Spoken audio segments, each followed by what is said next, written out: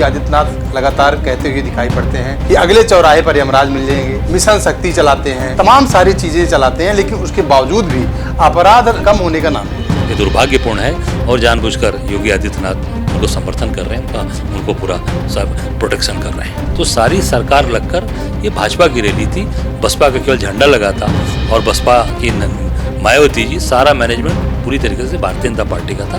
नसीमुद्दीन सिद्दीकी जी ने बसपा का साथ क्यों छोड़ दिया, ये पूछिए ना उनसे, जरा उनके प्रदेश अध्यक्ष से मायावती जी से कि क्यों साथ छोड़ दिया। लालू परिवार के ऊपर अब शिकंजा कसता जा रहा है, उसको किस तरीके से देख रहे हैं, कैसे देख रहे हैं? भाजपा की चाल है और भाजपा के लोग जानबूझकर जब चुनाव आता है तो ईडी, सीबीआई और जारी संस्थाओं को आगे करते हैं। जो बिहार की जनता देख रही है कि चुनाव के समय ही चीजें की जा रही है, इसलिए जनता समझ चुकी है और बिहार से भारतीय जनता पार्टी की उल्टी गिनती शुरू होने वाली है। इनकी विदाई है कि बिहार से विदाई होते ही केंद्र की सरकार गिरेगी और मध्यावधि चुनाव। राजधानी लखनऊ में लगातार अपराध की घटनाएं लगातार बढ़ रही हैं। यहाँ तक कि एनसीआरबी का जो आंकड़ा है वो भी बताता है कि उत्तर प्रदेश में अगर अपराध का ग्राफ है तो योगी सरकार में लगातार बढ़ा है। इसी सारी मुद्दे पर बात करने के लिए हमारे साथ कांग्रेस के प्रदेश अध्यक्ष अजय राय जी मौजूद हैं। सर, जिस तरीके से उत्तर प्रदेश में अगर देखा जाए तो ये एनसीआरबी का आंकड़ा भी आ गया, लेकिन उसके बावजूद भी अगर देखा जाए फिर भी योगी आदित्यनाथ लगातार कहते हुए दिखाई पड़ते हैं कि अगले चौराहे पर यमराज मिल जाएंगे, मिशन शक्ति चलाते हैं, तमाम सारी चीज़ें चलाते हैं, लेकिन उसके बावजूद भी अपराध लखनऊ के साथ साथ उत्तर प्रदेश में कम होने का नाम नहीं ले रहा। देखिए, उसका सबसे बड़ा कारण है कि जितने भी माफिया हैं, जितने भी अपराधी हैं, जो बड़े अपराधी हैं, वो सब भारतीय जनता पार्टी के साथ खड़े हैं। उनके एमएलए हैं, उनके सांसद हैं और तमाम वो सुविधाएं भोग रहे हैं और खुलेआम अपराधियों को संरक्षण दे रखे हैं। जितने छोटे अपराधी हैं उनको सबको पाल रखा है और उनसे वो अपराध करा रहे हैं और वो भारतीय जनता पार्टी का चोला ओढ़े हुए हैं, भारतीय जनता पार्टी का दामन पकड़े हैं, उनके साथ खड़े। कहीं भी आप देख लीजिएगा, पूरे पूर्वांचल में देख लीजिए, पश्चिम में देख लीजिए, सेंट्रल यूपी में देख लीजिए, यही कारण है कि अपराध नहीं रुक रहा। केवल ये अपने विरोधियों को चिन्हित कर करके उनको ये अपराधी बना रहे हैं, उनका इनकाउंटर हो रहा है, बाकी वर्ग विशेष के लोगों को प्रताड़ित किया जा रहा है। तो इस तरह से चीज़ें नहीं चलती हैं। जब एक समान सबके आप चीज़ों को देखेंगे, एक तरफ अपने अपराधियों को आपने पाल रखा है, आप सारी उनकी मदद कर रहे हैं, अब उनके सारी परिवार की बातें भी बाहर आ रही हैं, उसके बाद भी कोई कार्रवाई नहीं हो रही, तो मतलब लगता है ये दुर्भाग्यपूर्ण है और जानबूझकर योगी आदित्यनाथ उनको समर्थन कर रहे हैं, उनको पूरा सब प्रोटेक्शन कर रहे हैं। सर, अगर देखा जाए तो अभी राजधानी लखनऊ की बात है। वंथरा में एक दलित बच्ची के साथ जो 11वीं की छात्रा थी उसके साथ गैंगरेप किया जाता है। उसके एक सप्ताह पहले अंबेडकर नगर में एक घटना इसी तरीके से हुई। एक दलित बच्ची को स्कूल जाते समय उसको मार दिया जाता है और ऐसे तमाम घटनाएं हैं, चाहे अगर बात की जाए जौनपुर की या फिर बात किया जाए वाराणसी की, तमाम सारी घटनाएं होती हैं। जबकि योगी आदित्यनाथ लगातार कहते हैं कि अगले चौराहे पर यमराज मिलेगा, मिशन शक्ति चलाते हैं, फिर भी आखिर क्या वजह है जो अभी तक अपराध लगातार बढ़ रहा है और अपराध पर कोई लगाम नहीं लगा पाई? देखिए, आप देख सकते हैं, एक दलित बच्ची के साथ रेप हुआ, उसके ऊपर क्या हुआ, हर केस को ये दबाना चाहते हैं। उस बच्ची के साथ रेप किया गया, उस पर कोई, आप देखिए, कोई भी आवाज़ कहीं नहीं उठी। आप देख सकते हो अभी जो हरिओम वाल्मीकि के साथ जिस तरीके के ये कहकर मारा गया, उसने कहा कि राहुल गांधी नाम लिया, तो कहा राहुल गांधी के लोग नहीं हैं, हम बाबा वाले लोग हैं, और उसको मारकर उसकी हत्या कर दी। क्या कार्रवाई हुई? जब कांग्रेस के लोग वहाँ पहुँचते हैं, कांग्रेस का प्रदेश अध्यक्ष पहुँचता है, तो उनको फिर सहायता राशि दी जाती है, उनको बुलाया जाता है, उनको मिलवाया जाता है और हमको रोका जाता है। मैं तो पहले हो आया था, मैं तो 6 तारीख को हो आया था वहाँ पे। मैं बनारस से सीधे निकल कर घर चला गया फतेहपुर हरिओम वाल्मीकि को। उसके बाद ये हुआ कि मैं हर तरीके से सहयोग करेंगे, आर्थिक सहयोग करेंगे। फिर जब हमने अपने जिला अध्यक्ष, शहर अध्यक्ष को भेजा उनकी मदद करने के लिए, वहाँ के महेश द्विवेदी जिला अध्यक्ष हैं, शहर अध्यक्ष आरिफ गुड्डा, तो उनको जाने नहीं दिया कि आर्थिक सहयोग आप नहीं करोगे। और उसी कुछ देर बाद भाजपा के मंत्री जाते हैं, उनको सहयोग आप कराते हो, उनसे मिलवाते हो कि आज कांग्रेस के लोगों को नहीं मिला। हमको मुझे जाना था जिस दिन, उस दिन यहीं रोक दिया, मुझे गिरफ्तार कर लिया। तो इससे साबित हो गया कि पूरी तरीके से ये संरक्षण दे रहे हैं और अपने सब कुछ करना चाहते हैं। बाकी अरे कभी ऐसा होता है कि आर्थिक सहयोग कोई करने जा रहा हो सुखी दुख की घड़ी में, हमारी मानवता इंसानियत है, आप नहीं करने दे रहे हैं। क्यों नहीं करने दे रहे हैं? क्योंकि आपको घबराहट है, कांग्रेस से परेशानी है, राहुल गांधी से परेशानी है। तो ये सारी चीज़ें साबित कर रही हैं कि ये पूरी तरीके से सरकार एकदम पूरी तरीके से घबरा चुकी है और पूरी तरीके से ये अपना आपा खो चुकी है। हमारे लोगों को प्रताड़ित करना, अपने लोगों को प्रोटेक्ट करना और सारे अपराधियों को अपने यहाँ पनाह दिए हुए हैं। पूरी तरीके से विधायक के रूप में, एमएलसी के रूप में, सांसद के रूप में वो लोग अपराध करके इनके साथ खड़े हैं और वाइट कॉलर्ड पूरी तरीके से होकर इनके साथ खड़े हैं और सरकार का संरक्षण प्राप्त है। मेरी लोकसभा बनारस में मोदी जी को जिताने के लिए सारे माफिया लग गए थे, कोई माफिया बचा था? सारे लोग मोदी प्रधानमंत्री के लिए काम कर रहे हैं माफिया। सोच सकते हैं आप वो क्या, वो कैसे आप वहाँ अपराध रोक देंगे? ये अपराध नहीं रोक सकते जब माफियाओं से पूरा सहयोग ले रहे हैं। माफियाओं से चुनाव जीत, मोदी जी के चुनाव में काम किया, मोदी जी के भाषण दिया मंच पे चढ़ के। आप समझ सकते हैं कि पूरी तरीके से ये इनका चोली और दामन का साथ है अपराधियों के साथ योगी जी का। सर बिल्कुल, अगर देखा जाए तो राजधानी लखनऊ की अगर बात करें तो अभी मायावती ने एक बहुत बड़ी रैली की थी और उन्होंने समाजवादी पार्टी और कांग्रेस को निशाना बनाया, खास करके कांग्रेस और समाजवादी पार्टी को। लेकिन अगर बात किया जाए योगी आदित्यनाथ की या बीजेपी की, तो योगी आदित्यनाथ को उन्होंने एक किनारे पर कर दिया, उनका महिमा मंडन किया।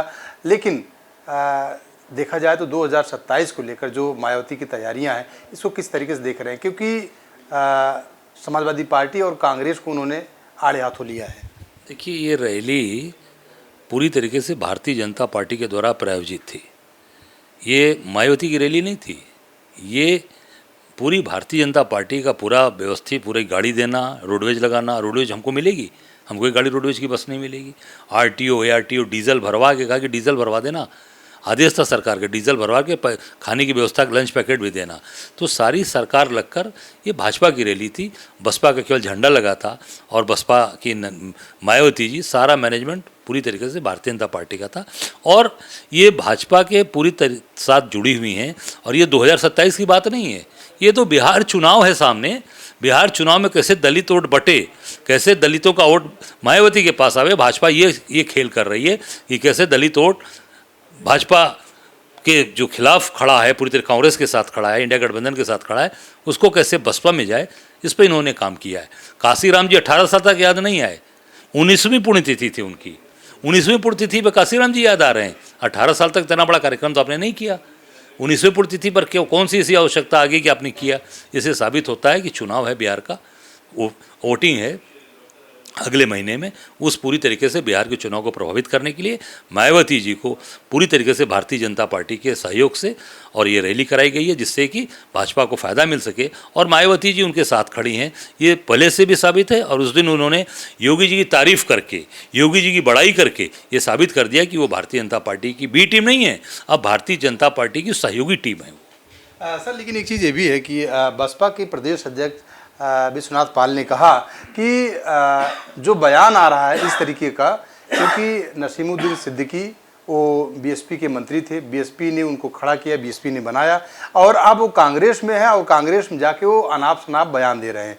कोई भी रोडवेज या कोई भी बीजेपी की तरफ से या योगी सरकार की तरफ से हम लोग को नहीं मिला था। ये सब जो अनर्गल बयान उन्होंने दिया है। और दूसरी चीज़ उन्होंने ये भी कहा कि जो इंडिया गठबंधन के साथ में 2024 के लोकसभा के चुनाव में जो अनुसूचित जाति या जो अल्पसंख्यक गया हुआ था, वो 2027 में बहुजन समाज पार्टी के साथ आएगा। देखिए, मैं इतना ही कहना चाहूँगा कि नसीमुद्दीन सिद्दीकी जी बड़े मंत्री थे उनके साथ और पूरे बसपा को चलाने का काम करते थे। उनको सारी चीज़ें मालूम है कि मायावती जी ने कहाँ कहाँ कैसे किए, कौन कौन लोग उनके साथ जुड़े, कहाँ कहाँ उनका सारा साम्राज्य फैला है, कितने बंगले हैं, कितने मकान हैं, सारी चीज़ें वो जानते हैं क्योंकि बहुत सी चीज़ें उनके साथ रहे। आज नसीमुद्दीन सिद्दीकी जी ने बसपा का साथ क्यों छोड़ दिया, ये पूछिए ना उनसे ज़रा, उनके प्रदेश अध्यक्ष से मायावती जी से कि क्यों साथ छोड़ दिया। कोई तो कारण होना चाहिए ना, कोई कारण होगा छोड़ने का। तो आज इसलिए छोड़ दिया कि योगी जी की तारीफ़ कर रही हैं। योगी जी की तारीफ़ करने पर जरा उनसे पूछ लिया कि योगी जी की तारीफ़ कर रही हैं, उस पर उनके प्रदेश अध्यक्ष का क्या रिएक्शन है, ये जरा उनसे ज़रा पूछ लीजिएगा आज कि भाई योगी जी की तारीफ़ आप कर रहे हैं मायावती जी, इसको क्या माना जाए? इससे माना जाए कि भारतीय जनता पार्टी के साथ तो है ना आप। ठीक है, मान लिया बस नहीं दिया, गाड़ी नहीं दी, कोई व्यवस्था नहीं की, सब लोग झूठ बोल रहे हैं, पर योगी जी की तारीफ़ जो किया है उसके बारे में ज़रा उनका जवाब आ जाए कि वो क्यों तारीफ़ किया, कारण क्या है तारीफ़ करने का। इसका मतलब कि कहीं ना कहीं आप धन्यवाद दे रहे हैं, आभार दे रहे हैं। तो धन्यवाद आभार कब करता है व्यक्ति? जब लगता है कि नहीं, कोई कहीं किसी ने मेरी मदद की या किसी तरीके से की, पीठ पीछे से की या कुछ भी किया, मदद किया, जिस नाते वो धन्यवाद दे रही हैं, उसका भी जवाब देश जानना चाहता है। नसीमुद्दीन सिद्दीकी जी मजबूत लोग हैं, जिन्होंने मायावती जी के लिए, बसपा के लिए अपना पूरी जीवन दिया, पूरी जवानी लगाई। आज मायावती जी ने उनको किनारे कर दिया, तो निश्चित है कांग्रेस के साथ खड़े हैं, कांग्रेस के साथ खड़े हैं। कांग्रेस एक मजबूत नेता हैं और नसीमुद्दीन सिद्दीकी जी निश्चित तौर से वो सारी बसपा को बनाने में उन्होंने पूरा जीवन लगाया और हमारे साथ खड़े हैं, पूरी ताकत के साथ वो कांग्रेस की मदद कर रहे हैं। सर, आखिरी सवाल, बिहार में चुनाव है और उसकी तिथियां घोषित हो गई, लेकिन जो लालू परिवार है, लालू परिवार के ऊपर अब शिकंजा कसता जा रहा है, उसको किस तरीके से देख रहे हैं, कैसे देख रहे हैं? नहीं, ये देखिए, ये तो भाजपा की चाल है और भाजपा के लोग जानबूझकर जब चुनाव आता है तो ईडी, सीबीआई और जारी सारी संस्थाओं को आगे करते हैं। मुझे लगता है कि सभी चीज़ों से लालू जी, इनका परिवार मजबूती से आगे बढ़ेगा और जो बिहार की जनता देख रही है कि चुनाव के समय ही आज ये सब चीज़ें की जा रही हैं, इसलिए जनता समझ चुकी है और बिहार से भारतीय जनता पार्टी की उल्टी गिनती शुरू होने वाली है, इनकी विदाई है। और आपको इतना मैं बता दूं कि बिहार से विदाई होते ही केंद्र की सरकार गिरेगी और मध्यावधि चुनाव होगा। बहुत बहुत धन्यवाद। ये थे हमारे साथ अजय राय जी, जिन्होंने कहा कि बिहार की जनता समझ चुकी है और अब बीजेपी की उल्टी गिनती शुरू हो गई है। और सबसे बड़ी बात है कि बिहार में देखा जाए तो लालू परिवार अपनी सरकार बनाएगा और बीजेपी की विदाई तय है। कैमरा पर्सन नफीस साथ राजेश यादव, TV 24 नेटवर्क, लखनऊ।